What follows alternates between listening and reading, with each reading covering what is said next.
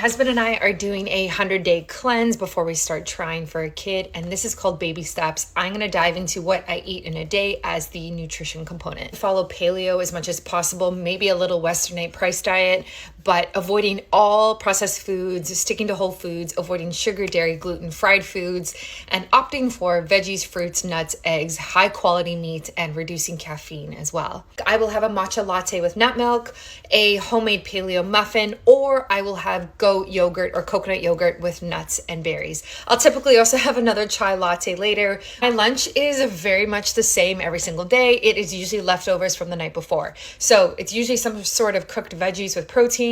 On a snack is pretty basic. It's an apple or a pear with nut butter, cashew butter, macadamia butter. Sometimes I make these from home. I will have some sort of cold pressed organic juice. Dinner is always cooked veggies, some sort of starchy veggie, and some sort of non-starch. Sometimes I will have a homemade dessert lying around that will have, so for example, this morning I made cherry pie bars that are paleo, so maybe I'll have one of those after dinner.